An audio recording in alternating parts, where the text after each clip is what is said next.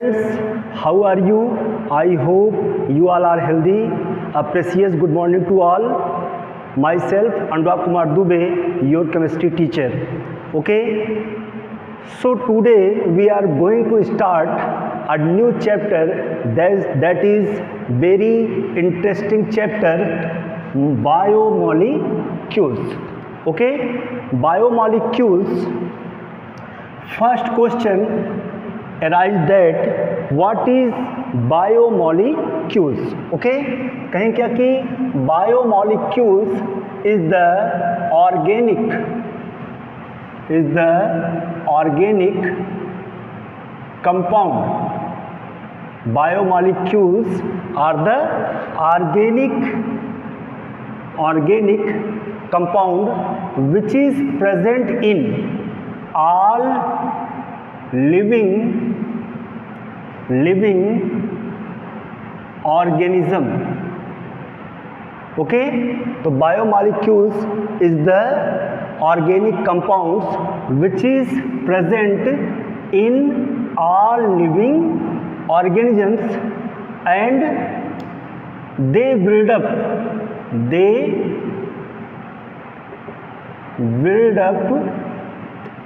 all living system. They build up all living system and responsible for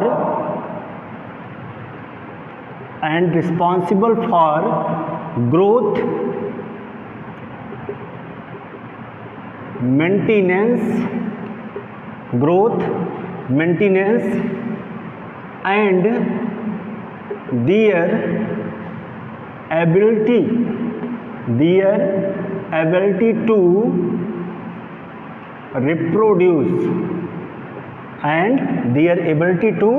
reproduce Okay, तो what is the definition of biomolecules? कहेंगे biomolecules are the organic compounds which is present in all living organisms, जो सभी living organisms में present होते हैं. और ये क्या करते हैं biomolecules? They build up all living system. Okay, जो लिविंग सिस्टम को बनाते हैं, बिल्ड करते हैं और they responsible for their growth maintenance and their ability to reproduce. Okay, और उनमें एबिलिटी होती है या एबिलिटी देता है किसके लिए? रिप्रोडक्शन के लिए. वो हमारा होता है क्या? Biomolecules. Okay, we know very well we are living organisms. हम सभी क्या हैं? Living organisms. जैसे एनिमल्स हैं, प्लांट्स हैं, ह्यूमंस हैं. These are living organisms. ये सभी क्या है? लिविंग ऑर्गेनिजम्स हैं. और जो मेन फंक्शन है बायोमॉलिक्यूल्स का क्या कि उनका काम है कि दे build up all living system. हमारे अंदर जितने भी सिस्टम्स हैं उनको वो बिल्ड करते हैं और बायोमॉलिक्यूल रिस्पॉन्सिबल होते हैं ग्रोथ के लिए, मेंटेनेंस के लिए और दियर एबिलिटी टू रिप्रोड्यूस के लिए. Okay, some examples of biomolecules जो हमको पढ़ना है वह कौन से हैं? जैसे first that is most important, carbohydrates.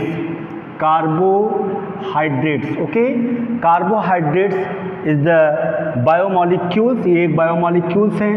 Next है हमारा एमिनो एसिड है.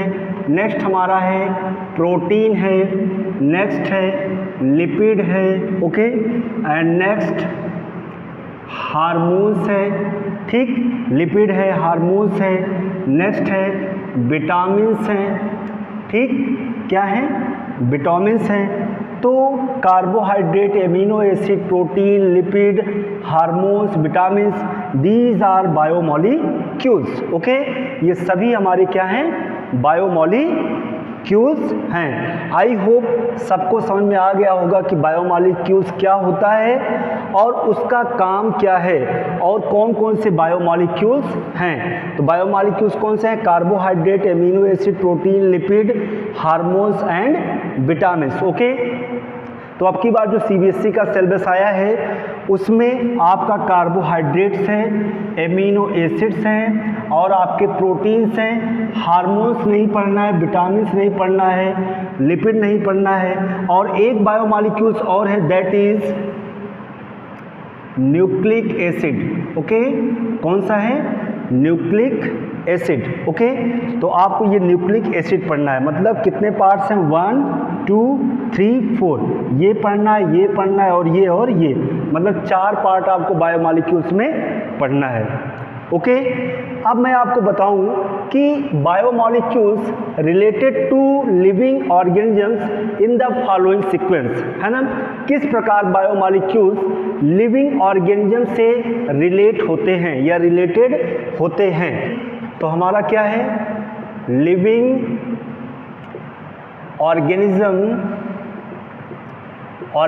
लिविंग ऑर्गेनिज्म जो भी होते हैं उनमें क्या होता है, ऑर्गन्स होते हैं, ठीक है, लिविंग ऑर्गेनिजम्स में ऑर्गन्स होते हैं, ओके। और ऑर्गन्स में क्या होते हैं, टिश्यूज होते हैं, क्या होते हैं, टिश्यूज होते हैं, ठीक। और टिश्यू में क्या होते हैं, सेल्स होते हैं, ठीक। और सेल्स में क्या होते हैं, ऑर्गेनेल्स होते हैं, ऑर्गेनेल्स होते हैं। और ऑर्गेनेल्स में हमारा बायोमॉलिक्यूल्स होता है, ओके। ऑर्गेनेल्स में हमारा बायोमॉलिक्यूल्स होते हैं, ओके। तो लिविंग ऑर्गेनिज्म होता है, लिविंग ऑर्गेनिज्म में ऑर्गन्स होते हैं, ऑर्गन्स में हमारे टिश्यूज होते हैं, टिश्यू में सेल्स होते हैं, सेल्स में ऑर्गेनेल्स होते हैं और ऑर्गेनेल्स में हमारा बायोमॉलिक्यूल्स होता है। तो इस प्रकार जो बायोमॉलिक्यूल्स है वह लिविंग ऑर्गेनिज्म से रिलेट होता है, ठीक है। तो लिविंग ऑर्गेनिजम्स में ऑर्गन्स, ऑर्गन्स में टिश्यू, टिश्यू में सेल्स, सेल्स में ऑर्गेनेल्स और ऑर्गेनेल्स में बायोमॉलिक्यूल्स होता है, like carbohydrate, amino acid, protein, lipid, hormones, vitamin, nucleic acid, these are biomolecules, okay। So first of all we will discuss about carbohydrate, that is the most important according to exam view, okay। Exam के view से carbohydrate सबसे important part है, तो first of all we will discuss carbohydrates, okay. Topic है हमारा first carbohydrates, okay, carbohydrates. तो carbohydrates क्या होता है, कार्बो प्लस हाइड्रेट्स, है ना। तो carbohydrates word obtain from a Latin word that is a crab, okay.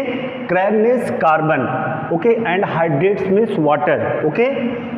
तो क्रैब मतलब कार्बो मीन्स सब कर सकते हैं यहाँ पे कि कार्बो मीन्स क्या हो जाएगा, carbon and hydrates, okay, and hydrates means होता है क्या, वाटर, ओके। इट मीन्स क्या होता है कि हाइड्रेट्स ऑफ कार्बन,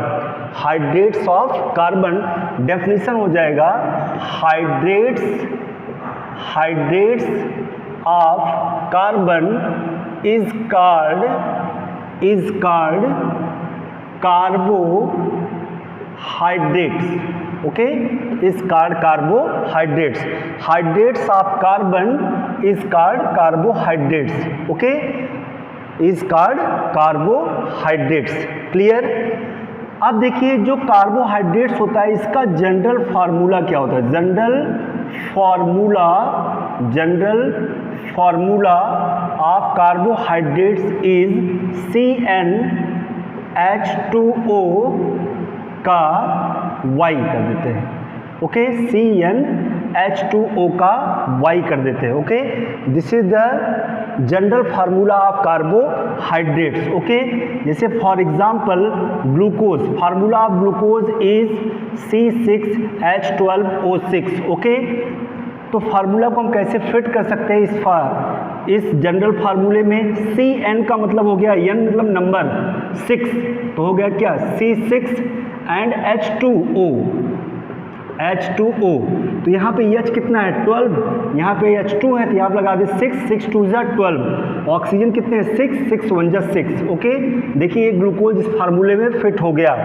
नेक्स्ट अगर हम ले लें ग्लूकोज के बाद जैसे सुक्रोज, ओके, लेते हैं क्या, sucrose, okay. Formula sucrose is C12H22O11, C12H22O11, this is the sucrose, okay. इसको अगर इस फार्मूले में सेट करना है क्या करेंगे, हम लिखेंगे क्या C12 और यहाँ पे लिख देंगे क्या H2O। क्लियर, 22 हैं तो यहाँ पे कितना लगा देंगे 11 2 जा 22 और ऑक्सीजन कितने हैं इसमें टोटल, ठीक है 11 ऑक्सीजन है तो 11 उनजा 11, मतलब कि ये सभी इसमें फिट हो रहे हैं। ओके, नेक्स्ट हम लेते हैं एसिटिक एसिड CH3COOH, मतलब ये हमारा है एसिटिक एसिड। अब इसको अगर हम फिट करें तो हम कार्बन देखें कितने हैं 1 2, मतलब कितना हो गया C2 और नेक्स्ट हमारा है H2O। ओके, तो हाइड्रोजन कितने हैं 3 और यहाँ पे 4, तो यहाँ पे 2 हाइड्रोजन आप कितना लाना पड़ेगा 2, ठीक है, तो हो जाएगा 2 2 जा 4।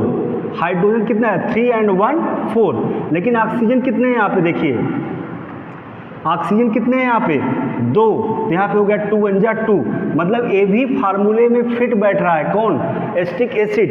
But acetic acid is not carbohydrate, acetic acid जो होता है वह कार्बोहाइड्रेट नहीं होता है, लेकिन एसिटिक एसिड इस कार्बोहाइड्रेट्स के जनरल फार्मूले में फिट बैठ रहा है। आप देख रहे हैं कि ये फार्मूला इसमें क्या हो जा रहा है फिट हो जा रहा है, लेकिन acetic acid is not a biomolecules, यह बायोमॉलिक्यूल्स नहीं है। इसका मतलब क्या है कि इसका जो डेफिनेशन है वह रॉन्ग है। क्या मतलब, ये जो डेफिनेशन पहली बार दिया गया फर्स्ट स्टार्टिंग में ही जब बायोमॉलिक्यूल्स की चैप्टर आया और कार्बोहाइड्रेट का डेफिनेशन दिया गया, hydrates of carbon is called carbohydrates, तो ये देखा गया कि बहुत से ऐसे ग्लूकोज हैं, हमारे फ्रक्टोज हैं, सुक्रोज हैं, इसमें तो ये फार्मूला फिट हो रहा है, ठीक तो सही है, लेकिन एसिटिक एसिड हमारा बायोमॉलिक्यूल्स नहीं है, फिर भी इस फार्मूले में फिट हो जा रहा है, मतलब इस डेफिनेशन के अकॉर्डिंग। ओके, इसका मतलब कि ये डेफिनेशन हमारा रॉन्ग है, ये सही नहीं है। Okay, clear. अब मैं आपको एक एग्जांपल देता हूं, जैसे हमारा है C6H12O5। ओके, इसका नाम है रैमनोज, इसका नाम है रैमनोज, क्लियर, इसका नाम है रैमनोज। अगर इसको हम इस फार्मूले में फिट करें CnH2OY को, ठीक है, तो यहाँ पे C कितने हैं 6 हैं, मतलब हो गया C6 और H2O यहाँ पे हाइड्रोजन कितने हैं 6, तो यहाँ पे 2 हैं, तो यहाँ पे हम कितना कर दें 3 2 जा सॉरी यहाँ पे कितना कर दें 6 2 जा 12, लेकिन ऑक्सीजन कितना है यहाँ पे 5 है, ऑक्सीजन कितना है यहाँ पे 5 है, तो यहाँ पे देखिए कितना हो जा रहा है 6 1 जा 6। अब एक चीज़ जानिए कि रैमनोज इज अ बायोमॉलिक्यूल्स, रैमनोज एक बायोमॉलिक्यूल्स है, लेकिन इस जनरल फार्मूले में या इस डेफिनेशन के अकॉर्डिंग इसमें फिट नहीं हो रहा है। इसका मतलब कि बायोमॉलिक्यूल्स होते हुए भी इस फार्मूले में फिट नहीं हो रहा है, और जबकि जो एसिटिक एसिड है वह बायोमॉलिक्यूल्स नहीं है, फिर भी इस फार्मूले में फिट हो जा रहा है। इसका मतलब कि ये जो डेफिनेशन है वह करेक्ट नहीं है। तो करेक्ट डेफिनेशन क्या है उसके बारे में हम लोग जानते हैं। ओके, चलिए, कार्बोहाइड्रेट्स। ओके, कार्बोहाइड्रेट्स, तो कार्बोहाइड्रेट्स का एक्चुअल डेफिनेशन क्या होगा, तो कहेंगे क्या कि पॉलीहाइड्रोक्सी एल्डिहाइड और कीटोन्स, पॉलीहाइड्रोक्सी एल्डिहाइड और ketones are compounds which give these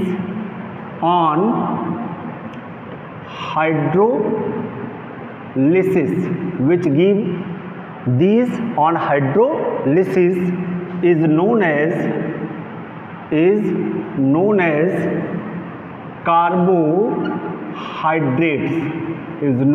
carbohydrates।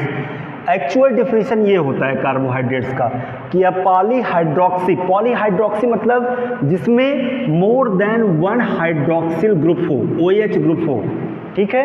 Polyhydroxy का मतलब कि ऐसा कंपाउंड जिसमें more than one hydroxyl group हो और उसमें या तो एल्डिहाइड ग्रुप हो या तो फिर कीटो, ये सभी हमारे क्या हैं, फंक्शनल ग्रुप। कैसे हैं ये, फंक्शनल ग्रुप है। ओके, तो ये हमारे क्या है, फंक्शनल ग्रुप। तो अब पॉलीहाइड्रोक्सी एल्डिहाइड और कीटोन्स या फिर compounds which give these on hydrolysis, मतलब ऐसे कंपाउंड्स जिसका हाइड्रोलिसिस करने पर हमको more than one hydroxyl group obtained हो और उसमें एल्डिहाइड या कीटो ग्रुप प्रेजेंट हो। ठीक है, ऐसे कंपाउंड्स को हम क्या बोलते हैं, कार्बोहाइड्रेट्स बोलते हैं। और एक चीज़ और जानिए कि कार्बोहाइड्रेट्स जो होते हैं दैट इज ऑप्टिकली एक्टिव होते हैं। मैंने आपको पढ़ाया था हेलो एल्केन हेलो एरेंस में ऑप्टिकल एक्टिविटी, ऑप्टिकली एक्टिव होते हैं। समझिए इस बात को, that is most important. Carbohydrates हमेशा ऑप्टिकली एक्टिव होते हैं, मतलब कि ऐसे compound, suppose that this is compound, ये हमारा कंपाउंड है और मान लीजिए कि हम जो है पीपीएल मतलब होता है प्लेन पोडाई लाइट, जो यूनी डायरेक्शनल होता है। कैसा होता है, यूनी डायरेक्शनल होता है, unidirectional, not multidirectional, unidirectional होता है। ठीक है, और अगर मान लीजिए कि इस प्लेन पोडाई लाइट को हम इस कंपाउंड पे पास करते हैं, अगर ये कंपाउंड इस प्लेन पोडाई लाइट को क्या करता है, रोटेट कर देता है क्लॉकवाइज डायरेक्शन या एंटी क्लॉकवाइज डायरेक्शन में, ठीक है, तो हमारा क्या होता है, ऑप्टिकली एक्टिव कंपाउंड होता है। ठीक है, इसका मतलब कि जो हमारा कार्बोहाइड्रेट्स होगा वह ऑप्टिकली एक्टिव कब होगा, जब वह कार्बोहाइड्रेट्स या वह कंपाउंड्स क्या करेगा, पीपीएल मतलब प्लेन पोडाई लाइट को क्लॉकवाइज या एंटी क्लॉकवाइज डायरेक्शन में रोटेट करेगा।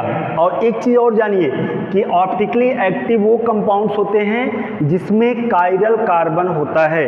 कायरल कार्बन का मतलब क्या होता है, कार्बन की जो चारों वैलेंसी है वह चारों डिफरेंट एटम से क्या हो, डिफरेंट एटम से या ग्रुप से अटैच्ड हो, तो वह कंपाउंड हमारा ऑप्टिकली एक्टिव कंपाउंड होता है। तो वैसे बायोमॉलिक्यूल्स भी क्या होता है, ऑप्टिकली एक्टिव होता है कि इसमें भी कायरल कार्बन प्रेजेंट होते हैं और ये कार्बोहाइड्रेट्स जो होते हैं वह पीपीएल मतलब प्लेन पोडाई लाइट को क्या करते हैं, क्लॉकवाइज या एंटी क्लॉकवाइज डायरेक्शन में रोटेट करते हैं। ओके, आई होप आप लोग को समझ में आ गया होगा कि पॉलीहाइड्रोक्सी एल्डिहाइड आर कीटोन्स या फिर compounds which give these on hydrolysis, जो ये सब दे हाइड्रोलिसिस करने पर क्या, पॉलीहाइड्रोक्सी मतलब more than one hydroxyl group aldehyde और कीटोन्स को दे, उन्हीं को हम क्या कर सकते हैं, कार्बोहाइड्रेट्स कहते हैं।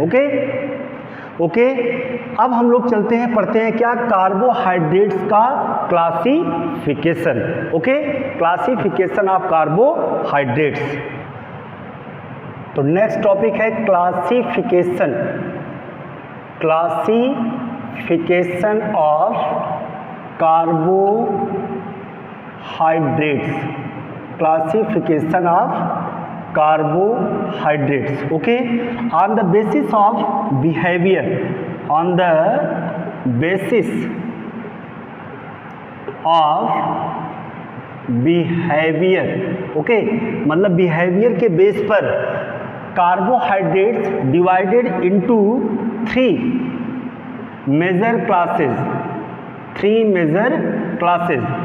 क्लासेस में डिवाइड किया गया है। Okay, first monosaccharides, saccharides, second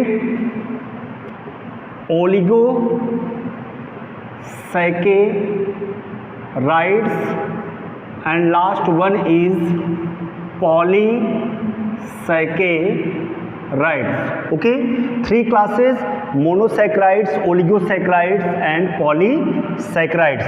So first of all we will discuss about monosaccharides. This is most important topic. Okay, monosaccharides क्या होता है कि कार्बोहाइड्रेट्स, ऐसा carbohydrates, okay, carbohydrates that cannot be hydrolyzed. Okay, a carbohydrates that cannot be hydrolyzed further to give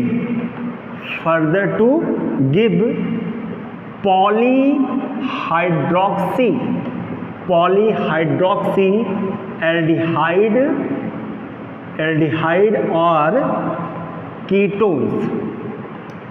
Polyhydroxyaldehyde or ketones is known as monosaccharides. मतलब ऐसा carbohydrates okay जो can not be hydrolysed, जो hydrolysed नहीं हो सकता है फिर से, और वह पॉलीहाइड्रोक्सीएल्डिहाइड कीटोन्स में। ठीक है, मतलब कार्बोहाइड्रेट्स मोनोसैकेराइड्स क्या होते हैं कि carbohydrates that can not be hydrolysed further to give polyhydroxyaldehyde और ketones is called monosaccharides. For example जैसे हमारा है ग्लूकोज, फार्मूला C6H12O6। जैसे हमारा है फ्रक्टोज का भी फार्मूला क्या होता है C6H12O6। जैसे हमारा है मैनोज, ओके, जैसे हमारा है मैनोज, ओके, इसका भी फार्मूला होता है C6H12O6। जैसे हमारा है गैलेक्टोज, ओके, गैलेक्टोज, इसका भी फार्मूला होता है C6H12O6। ठीक है, तो ये सब ऐसे कार्बोहाइड्रेट्स हैं जिनको हाइड्रोलाइज करके फिर से और किसी अदर सिंपल यूनिट में कन्वर्ट नहीं किया जा सकता, उन्हें हम क्या बोलते हैं मोनोसैकेराइड्स। कह सकते हैं कि carbohydrates that can not be hydrolysed into simple unit.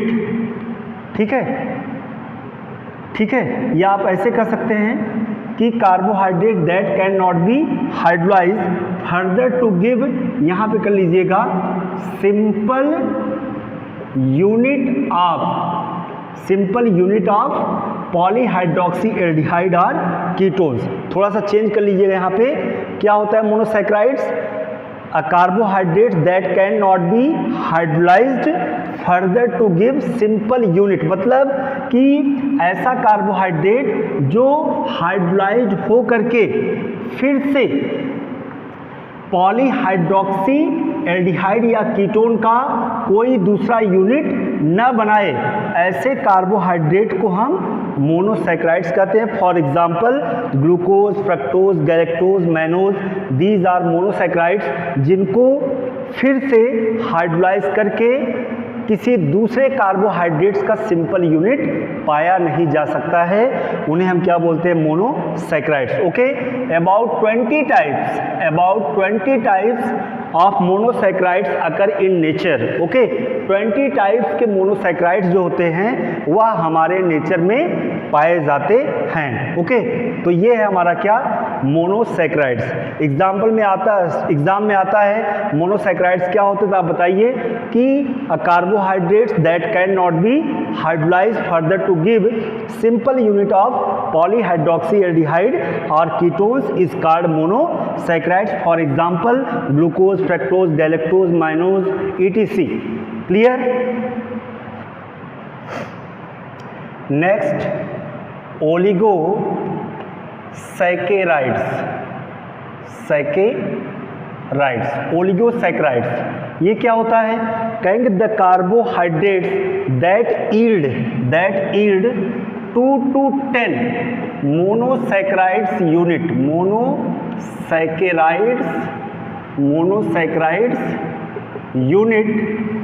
On hydrolysis is called oligosaccharides. मतलब ऐसा कार्बोहाइड्रेट्स जिसका हाइड्रोलिसिस करने पर हमको 2 to 10 2 से 10 तक के क्या हो मोनोसैकेराइड्स के यूनिट ऑब्टेन हो, ऐसे कार्बोहाइड्रेट्स को हम क्या बोलते हैं ओलिगोसैकेराइड्स। ओके, एक बार रिपीट करता हूं, कहेंगे the carbohydrates that yield 2 to 10 monosaccharide units on hydrolysis is called oligosaccharides. Okay, oligosaccharides further divided into three classes. Okay, first disaccharides. Okay, disaccharides क्या होता है? कहेंगे the carbohydrates which upon hydrolysis give two same और different monosaccharides is called disaccharides. क्या होता है? सीधी सी बात है, the carbohydrates which upon hydrolysis to give two same, दो चाहे सेम टाइप के हों और डिफरेंट टाइप के मोनोसैकेराइड्स हों, उनको हम क्या बोलेंगे?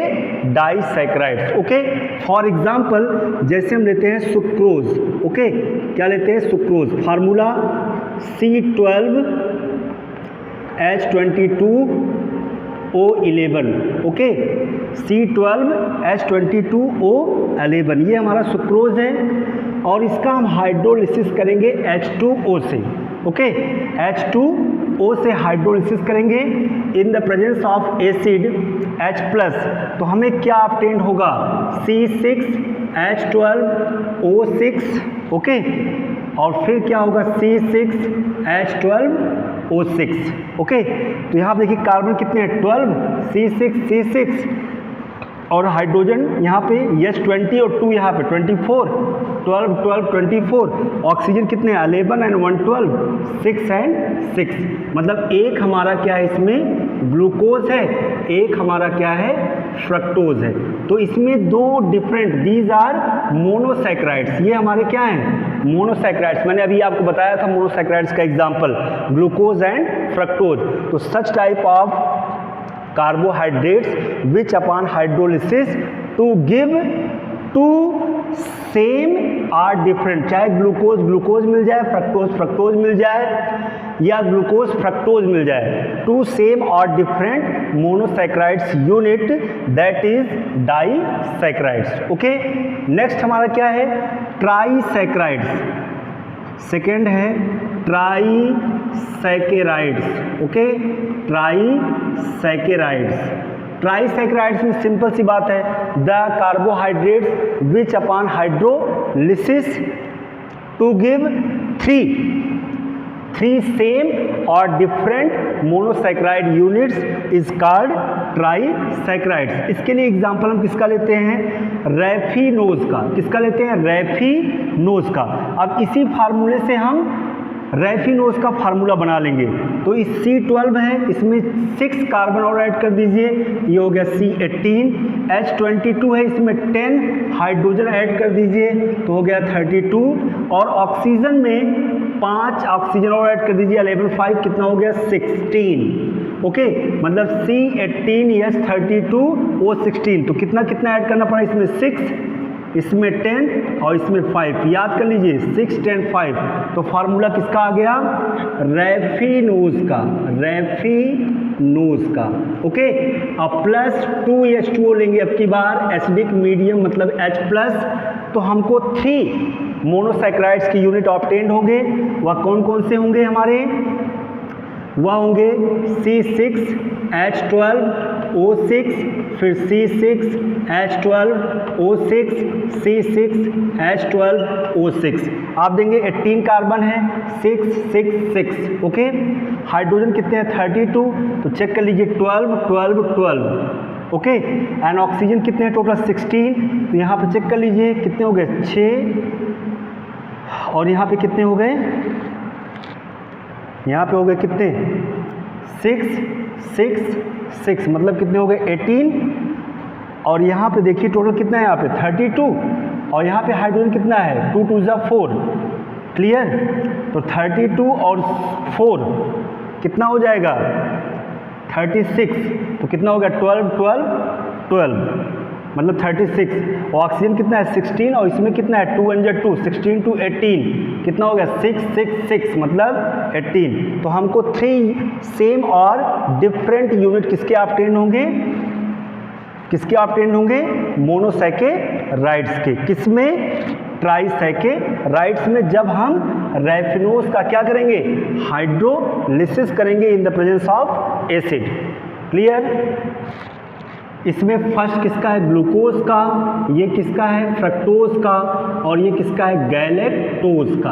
ओके, मतलब एक ग्लूकोज, दूसरा फ्रक्टोज और तीसरा गैलेक्टोज का। सबका फार्मूला वही है C6H12O6, बस नेम क्या है, अलग अलग है, glucose, fructose and galactose.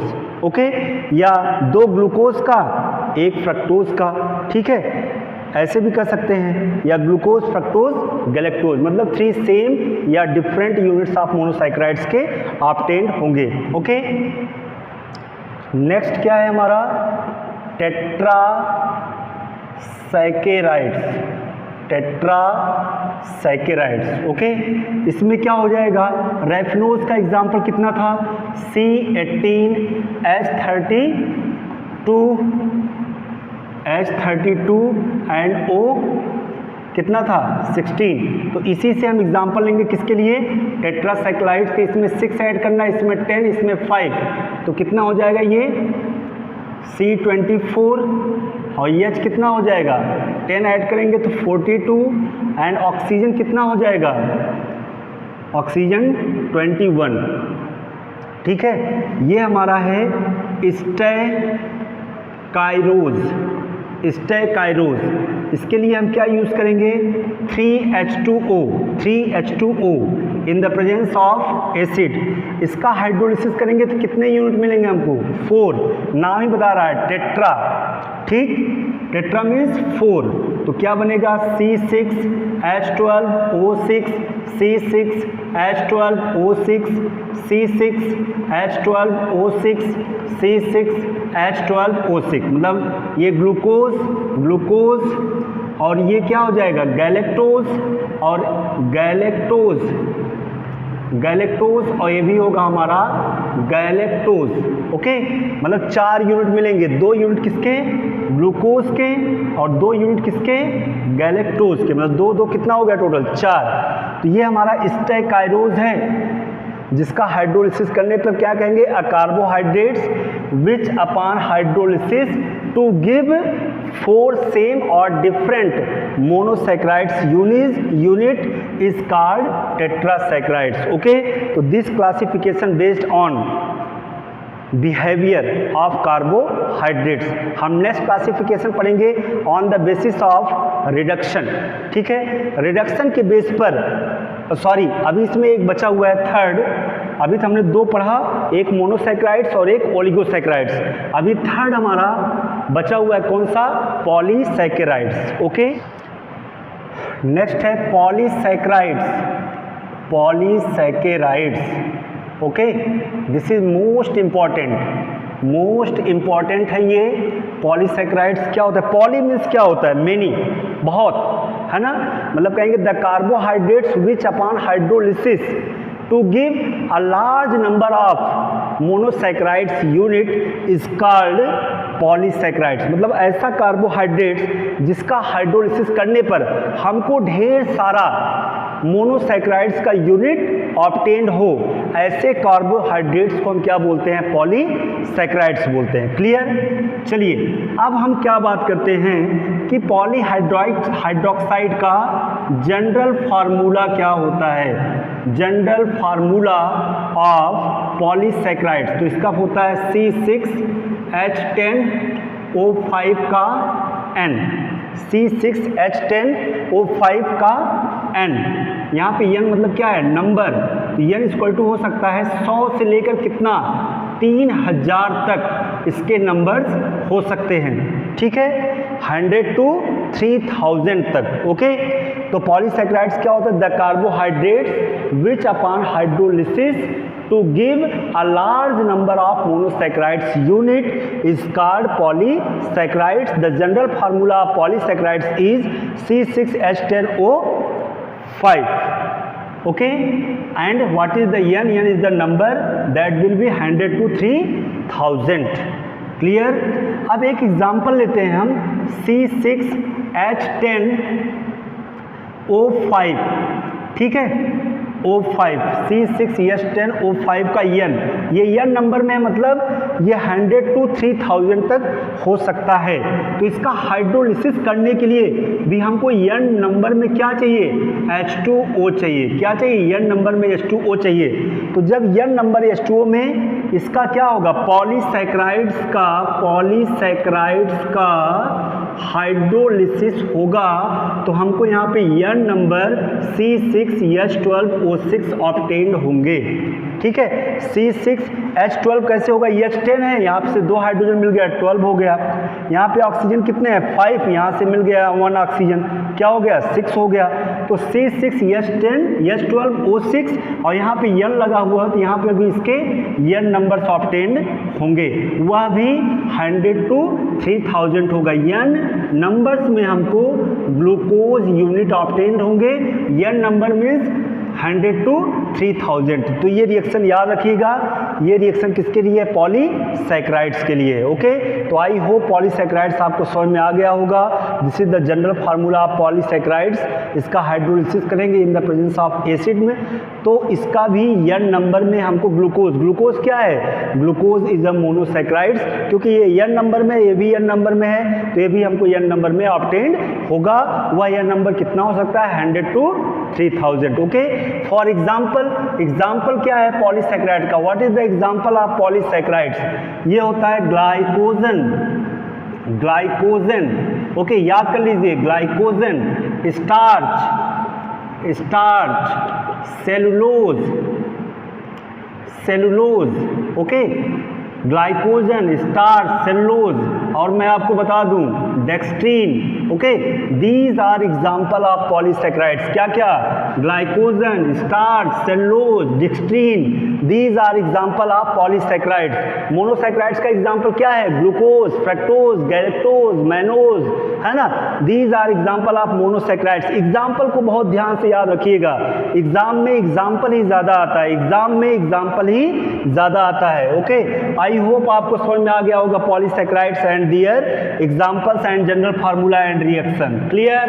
Okay, ठीक है। Okay students, classification of carbohydrates. Next classification of carbohydrates है। ये classification based on reduction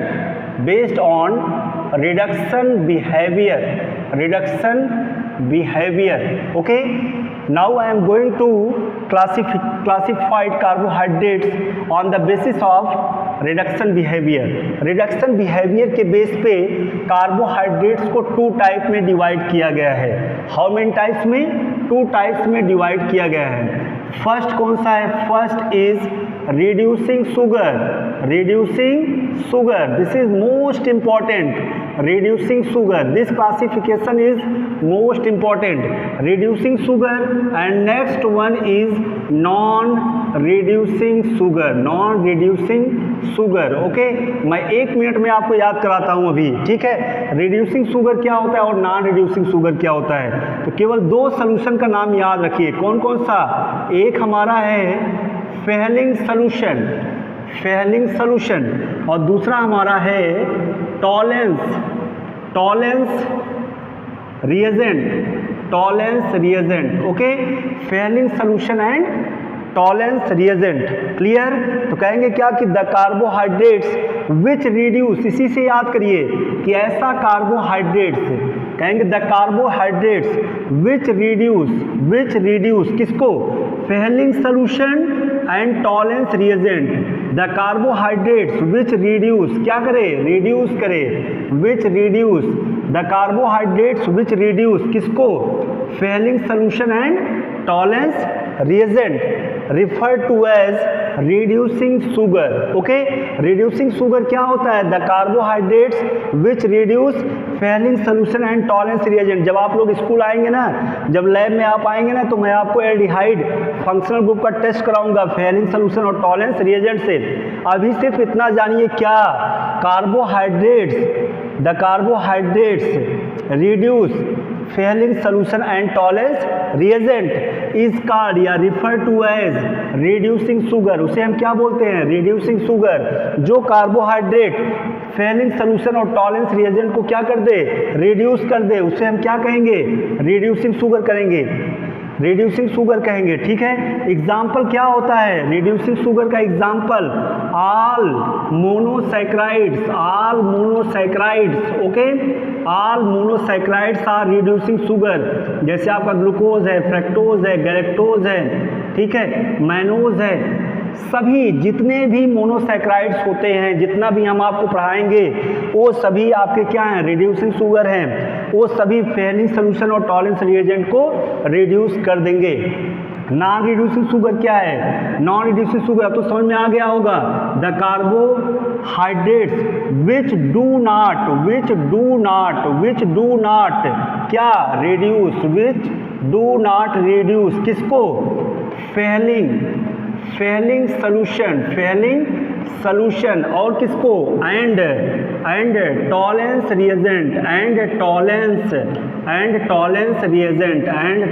reagent है ना। The carbohydrates which do not reduce किसको, Fehling solution and tolerance reagent, ऐसा कार्बोहाइड्रेट जो reduce नहीं कर सकता किसको, Fehling solution and tolerance reagent को, उसे हम क्या बोलते हैं, नॉन रिड्यूसिंग शुगर। कहेंगे क्या, the carbohydrates which do not reduce Fehling solution and tolerance reagent refer to as non reducing sugar. Okay, for example इसका जान लीजिए कि what is the example of non reducing sugar. तो non reducing sugar का example होगा all polysaccharides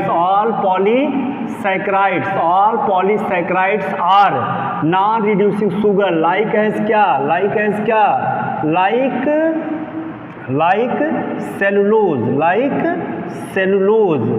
cellulose हमारा है, और कौन सा हमारा है, सेलुलोज है, डेक्सट्रीन है, क्या है हमारा, डेक्सट्रीन है, ठीक है, सेलुलोज है, डेक्सट्रीन है, स्टार्च है, क्या है, स्टार्च है, ग्लाइकोजन है, दीज आर, ये सभी एग्जाम्पल है किसके, नॉन रिड्यूसिंग शुगर के। तो स्टार्च, ग्लाइकोजन, सेलुलोज, डेक्सट्रीन, ये ऐसे हमारे कार्बोहाइड्रेट्स हैं जो फेलिंग सोल्यूशन और टॉलरेंस रिएजेंट को रिड्यूस नहीं कर सकते हैं। क्लियर? आई होप मैंने जितना पढ़ाया आज आप लोगों को समझ में आ गया होगा। मैंने बताया कि कार्बोहाइड्रेट्स क्या होता है, उसके बाद मैंने आपको बताया क्या कि उसका राइट डेफिनेशन क्या है, ठीक। उसके बाद मैंने क्लासिफिकेशन बताया उसके बिहेवियर के बेस पर, मोनोसैकराइड, डाइसैकराइड्स एंड पॉलीसैकराइड्स। उसके बाद मैंने आपको उसका क्लासिफिकेशन बताया on the basis of reduction, behaviour, reducing and non reducing sugar, है ना। आई होप आप लोगों को इतना समझ में आ गया होगा। ओके, आप लोग इसको अच्छे से रिवाइज करिए और इसका एक प्यारा सा नोट्स बनाइए, ठीक है। और फिर मैं आपको मिलूंगा नेक्स्ट क्लास में।